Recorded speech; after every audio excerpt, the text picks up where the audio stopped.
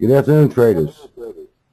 One of our goals and objectives at Market Tea Leaves is to provide you with thought-provoking analysis, videos, and interviews with people that we feel are leaders in their field. Today I'm proud to have the opportunity to interview Barbara Cohen, CEO of Shadowtraders. Folks, just so you know, this is someone who clearly is making a difference in the field of online trading.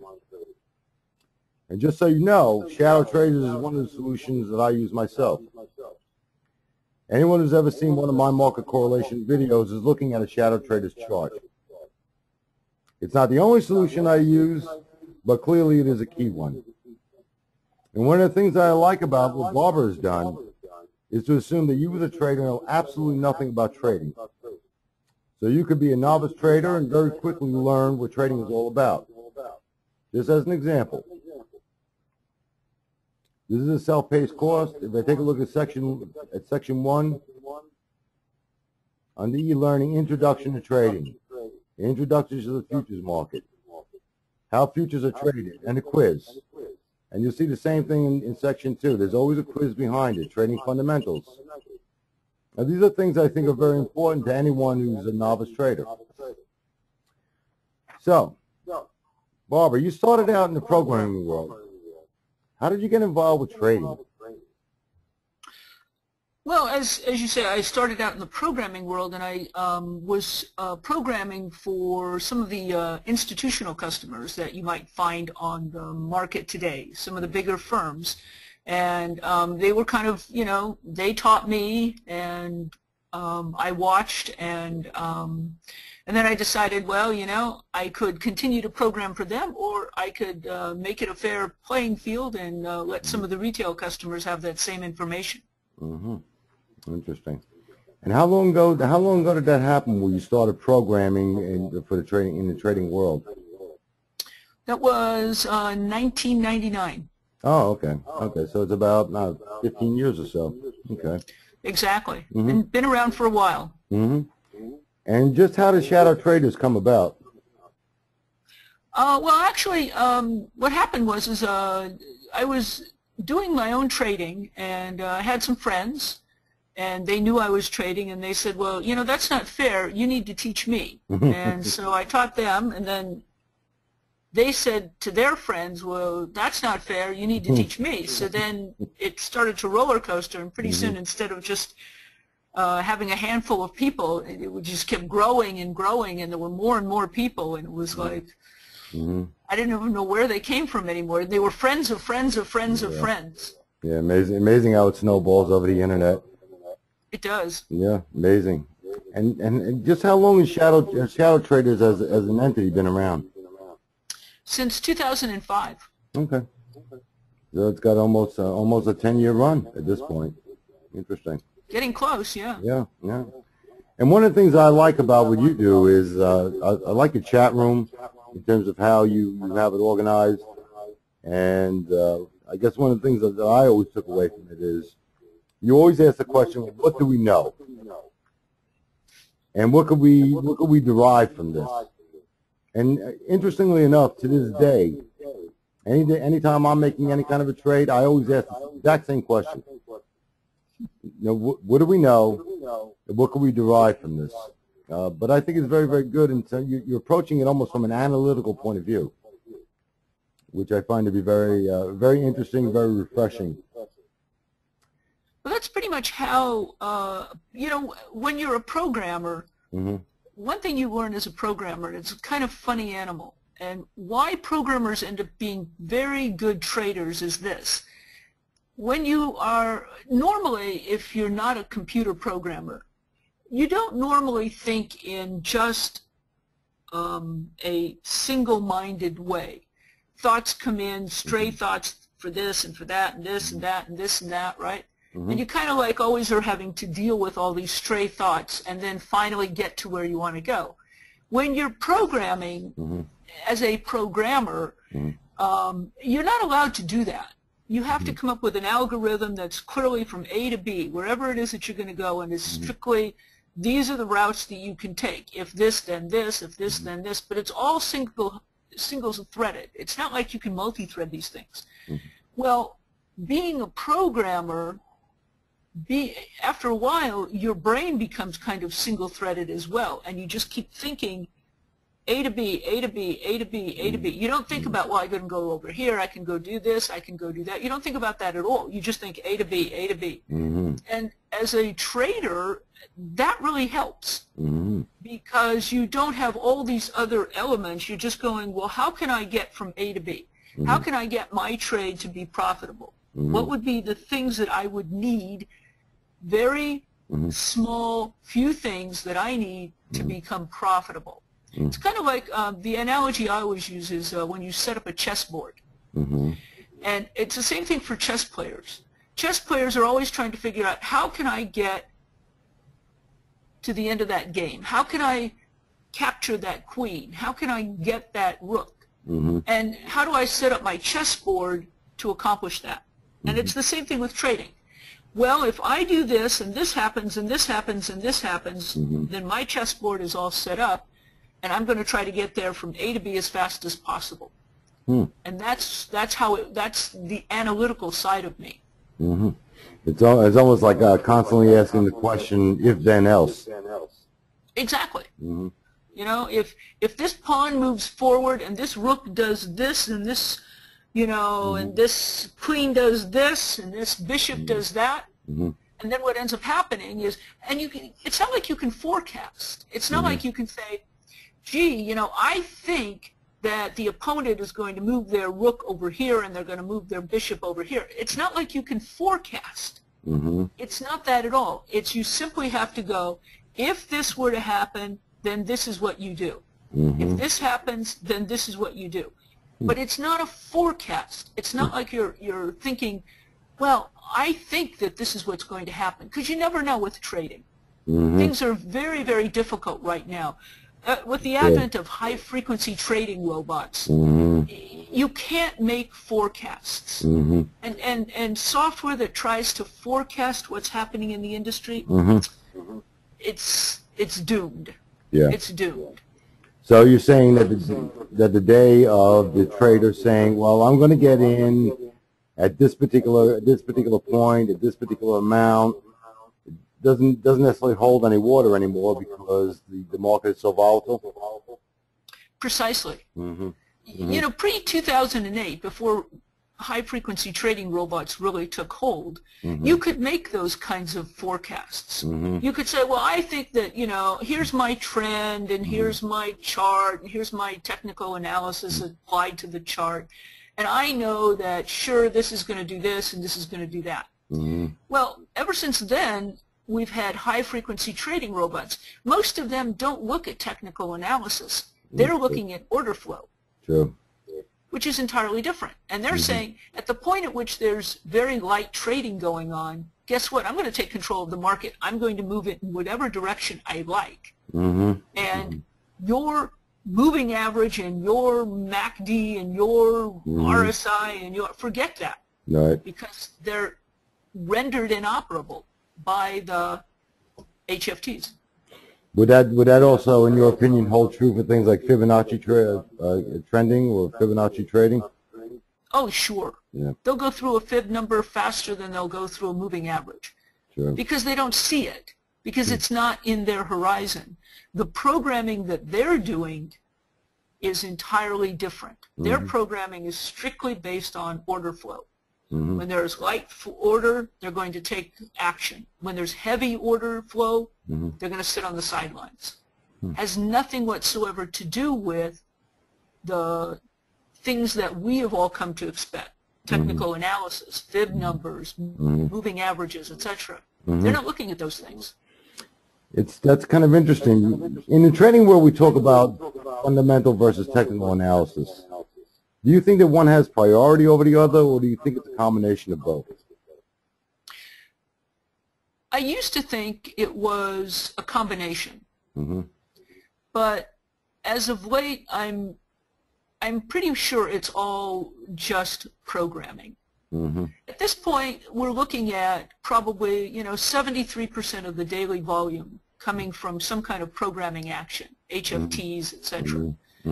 And so the concept that it's fundamentals and it's versus technicals, It's not that any longer. It really is programming, high-frequency trading robots. I actually heard that, and I live in Florida, and part of Florida has, of course, NASA. Well, NASA laid off a tremendous number of rocket scientists, these physicists, right, who all then went to work for the stock market. They're now trying to accomplish trading in picoseconds. A picosecond is 1/trillionth of a second. God. Now, I don't know about you. I don't even know what a trillionth of a second is. I mean, if you blink your eye, that's 300 milliseconds. I know. So can you imagine? This would be like blinking your eye like 15 or 20 times. I have no idea what it means, but that's what they're looking to do. So it's all programming. Yeah, I go back to the age of nanoseconds. That's about as far back as I go. I couldn't even think of anything beyond that. We're far beyond nanoseconds. That's old stuff. I know. Nanoseconds, forget that. No. We're in the picoseconds. I know. That goes back to the 1980s, nanoseconds. Really? I mean, and they're building chipboards that are going to allow for this. And then, of course, those computers are sitting inside the exchanges. And, you know, it used to be that the exchanges were non-profit organizations. They were there just to facilitate between buyers and sellers, right? Sure. Well, hey, the New York Stock Exchange, the CME, the NASDAQ, they're on the New York Stock Exchange as something you can invest in. They're there for a profit now. And those high-frequency trading robots are getting inside those exchanges, and they're paying good money to sit there. So things aren't going to change that I can see in any near future. Interesting.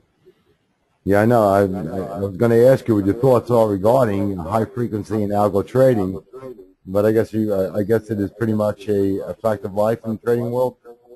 It's a fact of life. But you know what makes it the most difficult? I'll tell you, to me, what makes it the most difficult is it renders both fundamental and technical analysis useless.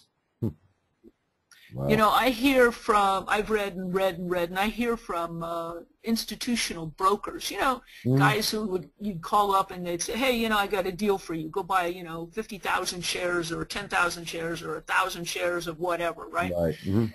These guys are screaming about high-frequency trading robots. The guys in the pits, you know, those guys are screaming about HFTs. The retail customers are screaming about HFTs because those things that we've all learned over the years and have come to understand, you know, how trends work, you know, the 200 moving average, all these things, they don't work. They're not reliable anymore. That's true. And it's a sad thing.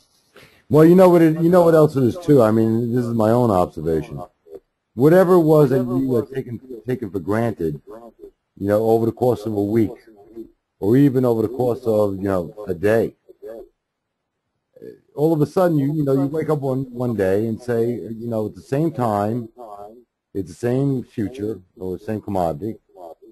It appears to be doing the exact same thing, and then all of a sudden it does something completely different, something that you never would have expected that it would have done.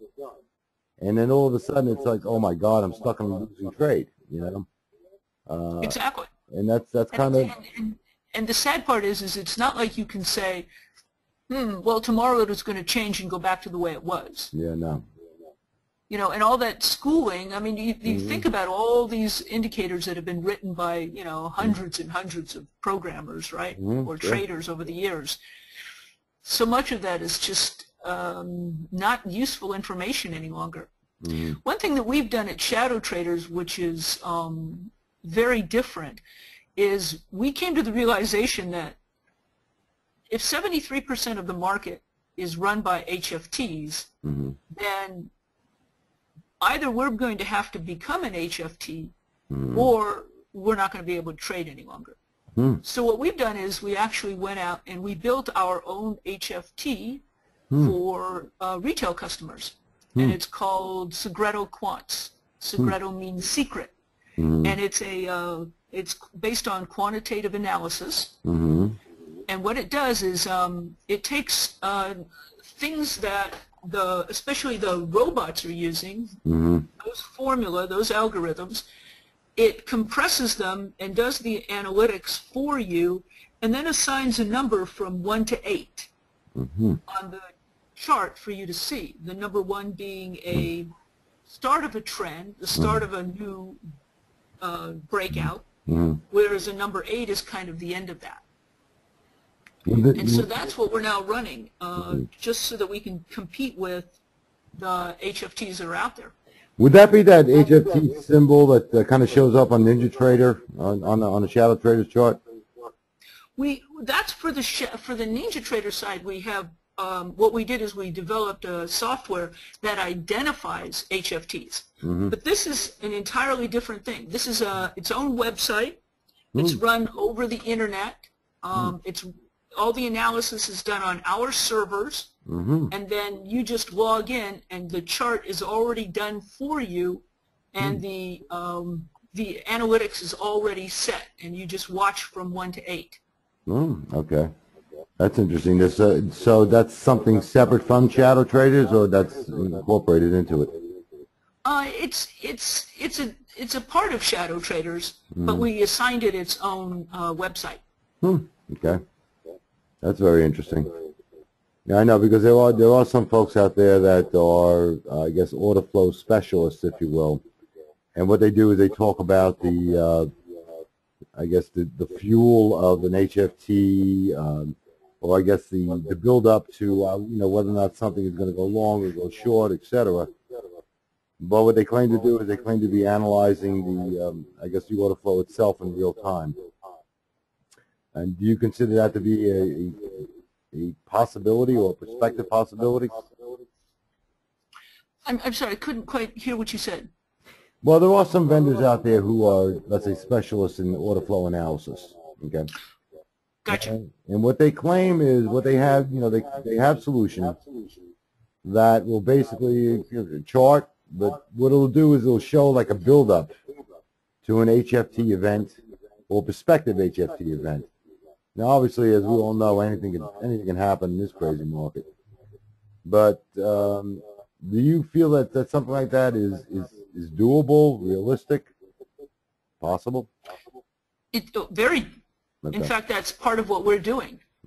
Because if you don't have that information and you can't see what the HFTs are looking at, here's the worst part. For most retail customers, HFTs will see, let's say, a moment when there's very light trading.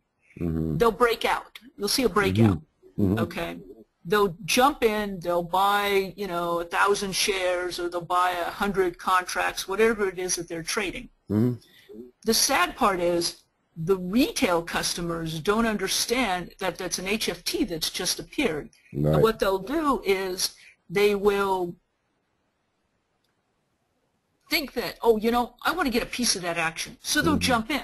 They'll jump into that breakout, not realizing that, hey, that HFT is sitting inside the exchange getting filled in milliseconds. Yeah. And you're going flip-flopping over the internet to try to get filled. Well, by the time your trade gets to the internet to be filled, they're going to use your trade as their exit.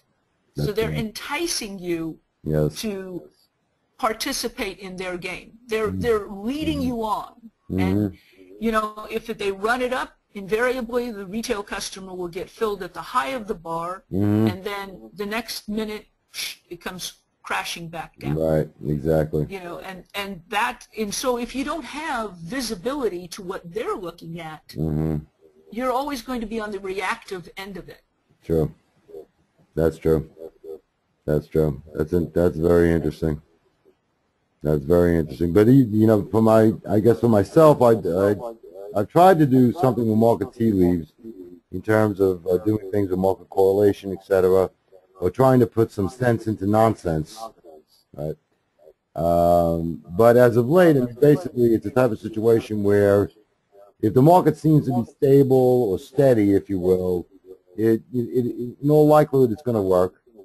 But during the course of a day, I mean, the market could just flip gears, switch gears, and just go in the complete opposite direction. And one of the things I don't try and guess where the market is going to be quantity-wise. I don't say, well, the Dow is going to appreciate by 100 points today or go lower by 100 points. I have no idea, and no one has any idea. But the only thing I could do at best would be to say, this is where I think it's going to open, and here's why. But at the end of the day, it's anybody's business, anybody's guess where it's going to wind up, because things happen, geopolitical things happen. I mean, look at what happened this past week with Cyprus, and all of a sudden, all the Europeans are going crazy over this, and that's something that's always very unpredictable. But your point's well taken with these HFTs. I mean, at any given point, they can turn around and switch gears. Exactly. And this is what I say to you. At Shadowtraders, the last thing we ever do is forecast. I don't ever say, oh, I believe that in the next 30 minutes, this is what's going to happen. Or in the next 2 hours, or over the next week, we're going to see. I never say that. No, you can't. Because you just don't know. Sure. Today, that Cyprus thing was interesting. This morning, the market was flying high from a relief rally until that finance minister came out and said, oh, by the way, this is probably not the only time we ever do this. Right. And then the market just plummeted. Right. So you can't forecast. You just don't know on day-to-day basis what's going to happen. I know that's kind of what I tell all my folks. Look, can this change? Absolutely. Because anything can change in a volatile market. And you're absolutely right on. I mean, the market was very much geared to go higher without question. And the finance minister came up with that, and basically what he alluded to was this is probably going to be a template for anyone else in Euroland who's having a problem. Exactly. It's what he said. He didn't make any bones about it. He said, no. That's what's going to happen. So you got to figure that could happen in Italy, Spain, in Ireland, and Portugal, and Greece. They could all go down. And could you imagine? That would be the end of Europe. That would be the end of the Europe that we know. It most definitely would be, and probably crumble the European Union. Yeah.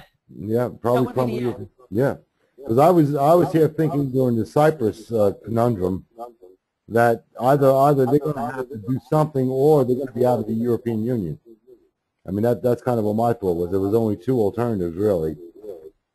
And I guess they decided, well, you know what, let's just belly up and deal with it. But what struck me as being curious over the weekend was they never said, they said there's going to be a levy of anyone who has over 100,000 euros in their bank account. But they never really said what the quantity was, what the percentage was. They just said it was going to be there. So they left a lot to conjecture, I think. Well, I heard today that that haircut is probably 30%. Oh, God. 30%. That's, it was the first time when they announced it, they said it would be 10% across the board. And I thought that was ridiculous. But today they announced it's probably 30%. No. I can only imagine what those Russian investors are thinking right now. Exactly. I think they better take their money back to the motherland or whatever. Or what's left of it. Yeah, what's up with it. Or the only other alternative would be to spread it around a couple of banks, but even then, you're still going to, if you have enough money, you're still going to get hit. Interesting.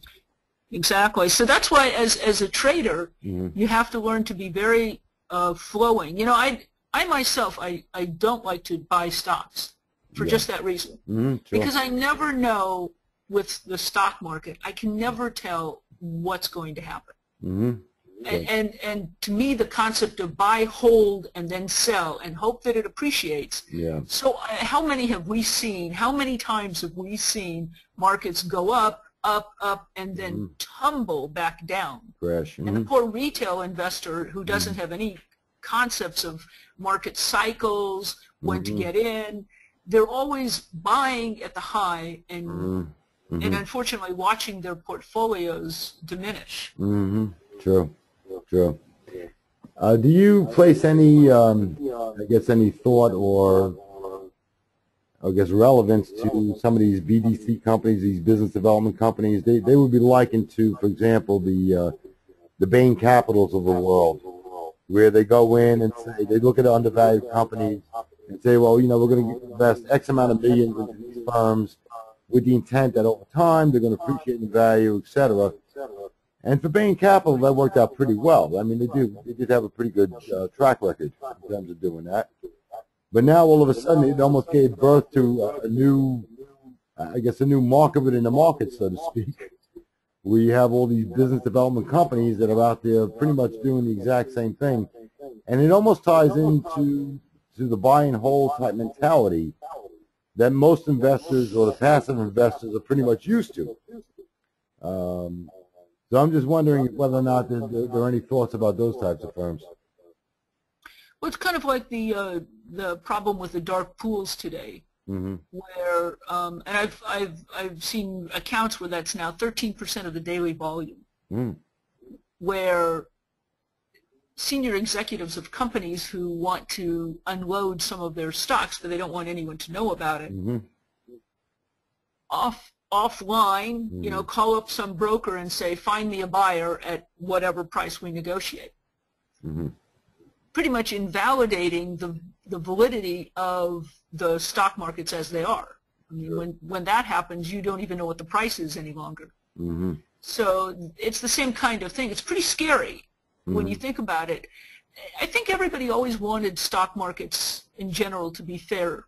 They wanted them to be a level playing field where everyone had a sporting chance to make a living or have an investment. You know, baby boomers wanted this for their retirement. I'm not sure that we have that kind of environment any longer. I'm just not sure of it. Between dark pools and HFTs, it's hard to say that we have that kind of environment any longer, that people feel comfortable. You know, they would rather put their money in the bank, and even if it doesn't make any interest, at least they know it's in the bank as opposed to in the market where it may or may not make interest. That's true. That is very true. It's very sad to a degree, but also very true. Do you think that you see a time when HFTs or algos, etc., are going to be fined for that? Because I know that sometimes there was some talk about it. Well, you know, it's difficult, first of all, to observe and to record and say this is what happened. And because they don't want to get caught, they're not going to do it every single minute on the minute. You know what I mean? Sure. They may do it every 5 to 7 minutes, every 10 minutes you'll see an HFT come out. Well, it's hard to say, yeah, that company did this or that company did that. It's just, it's hard to trace it down. I know in our chat room every day we watch them. And I can tell you, look, there's an HFT, look, there's an HFT, there's an HFT. But somehow or another, the CFTC or whomever, whatever it is, they all say, well, we really can't identify it. And so I don't see this changing. I mean, I don't see that going away. I know that recently someone was saying that HFTs have kind of moved away a little bit from equities, but they're really heavily now into like commodities, etc. So instead of being 73% of the equity market, maybe they're like 60%. But whatever it is, it's still an astronomical percentage of what's going on, and then in the commodity side, it's even higher. So that you know, for those of us who are futures traders and we like to trade things like crude oil and gold and natural gas, etc. Boy, that's a tough situation, especially crude oil. That's that's tough. I know. Someone was saying you have to be bipolar to trade crude these days. Yeah, exactly. You need to be able to be both sides of the coin and then some. And huge stop losses. Yes, absolutely. You have to have it with crude because anything can happen with that market. That is so very true, without question. I guess the only other way around that in terms of fines, things of that nature, would be if we had a flash crash like we did a few years ago. But even then, I mean, I think that, as you say, the HFT vendors are going to be very, very cognizant of how they're doing that, and they're not going to want to see the market drop by 1,000 points like it did a few years back. I think exactly. Yeah, I think they're a little bit more careful about those types of things now, as opposed to then, because I think it brought too much attention to high frequency trading and robotic trading, etc. So they're a little bit more wiser in terms of how they do that. And yet the interesting thing is, ever since that major flash crash that we had, Mm-hmm. there have been somewhere in the neighborhood, I think it's the numbers now up to 22,000 mini flash crashes. Wow. And nobody knows about. Yeah. And what people don't realize, and to me this is the important thing, Mm-hmm. remember when Knight Capital had a fluke in their particular software, right? They put in software that wasn't fully tested, and they lost $400-some-odd million in like 45 minutes. Wow. What people don't realize is, I'm sorry that they lost the money, but think of all the retail customers who got taken at the same time. Sure. And so if we take a look at 22,000 flash crashes, think of how many retail customers got burned while those were going on. And that's the scary part. Nobody ever compensates them for that. Mm-hmm. No, that's absolutely true, because any vendor will turn around and say, well, that's the market. Exactly. And they'll always come back to the, well, when you signed your papers, you said, hey, future benefits are not indicative of past performance. Exactly. They always say the exact same thing. Always, without question. Exactly. Your risk. There you go. And every single, any one of these trading solutions that you look at today, they all have these notices. Trading exactly, which it does. And unfortunately, it definitely does. It definitely exactly. does. I know. Yeah, I just don't. I agree. Now, do you think that the same scenario holds true for, let's say, the European or the Asian markets as well? Or do you think it's pretty much a U.S. thing? Well, it's not like 73% in the European markets, but it's like 40%. It's still pretty high, but it's not reached points of ridiculous. Right. And so, although I do know that, for example, they're building a fiber optic tunnel across the Atlantic Ocean from London to New York for high-frequency trading robots. So I'm not sure that it's going to go away in Europe either. I don't think so. And I guess over time, everyone is thinking that number will increase. Yeah. Yeah. And here's the other thing that people have to realize. Today, I hear things like high-frequency trading robots bring liquidity to the marketplace. I hear this all the time. The problem is that, yes, they bring liquidity, at the expense of the day trader. That's true. In 2007, 2008, we used to hear the day trader brought liquidity to the marketplace. Right. But most of those day traders have been thrown out by the HFTs, and so now we hear HFTs bring liquidity to the marketplace. Yeah, I think they bring more liquidity to the institutionals or the smart money, as opposed to the retail day trader. Yeah, without question. Now, do you feel that this all came about due to the financial meltdown of 2008? Is that kind of what everyone is thinking when this started? Well, here's what I think is kind of interesting. In 2008, when the CDOs were blowing up around us and the market was melting, as you say, everyone's attention was diverted to that. Right. Everyone was thinking, oh, CDO, CDO, CDO. Well, simultaneously, behind the scenes, those same organizations that had created those CDOs were building these relationships with the exchanges and getting the exchanges to agree to put their computers inside. Right. Nobody was watching that. I was watching that and going, this is going to change the way we do trading entirely. Yeah, you can't let them do that. That's true. And I think it was, I think it was last year. I'm not sure exactly how much they were fined, but I think it was the New York Stock Exchange was actually giving the data feed to the HFTs about 15 or 30 seconds before they released it to the general public. Correct, yes. Well, if you give an HFT 15 or 10 seconds, as they are trading in milliseconds, you give them 10, 15 seconds leeway time. This is like, for us, getting an hour. That's true. And I know they were fined pretty heavily. I forget how much they were fined, but yeah, that changes the way in which the market trades. And it becomes completely unfair. It's an unfair playing field at this point. That's true. And you know, the thing is that even if they were fined, whatever it was they were fined, if they were doing this for a period of time and were making, you know, billions over that same period of time, whatever it was they were paying for, fine. I mean, it was like, well, sure, no problem. I think they were fined. I think it was $5 million fine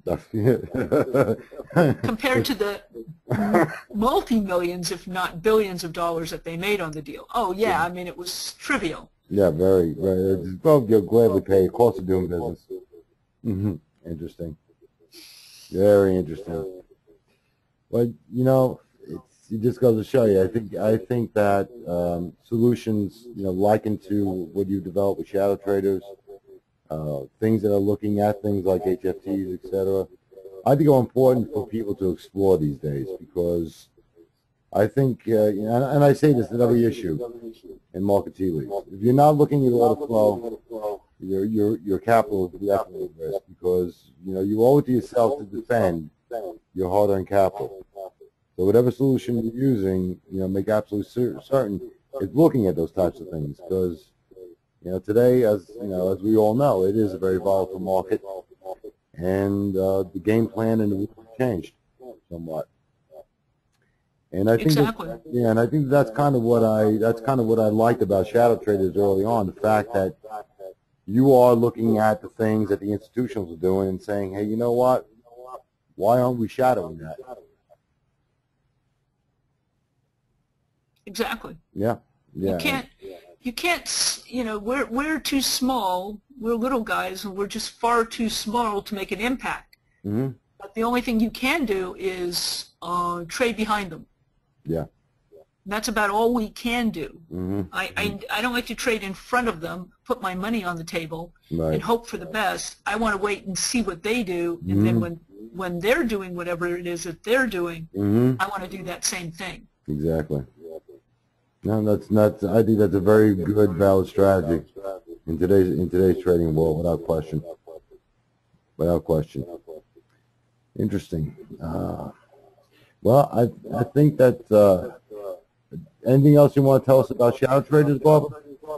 No, I think that kind of covers it. Well, I want to thank you very much for your time, and I appreciate it. You know, I most certainly enjoyed it myself, and I suspect anybody watching this video is going to enjoy it as well. But I thank you very much. Well, thank you so much. And I appreciate your time. Okay, bye. You take care. Bye now.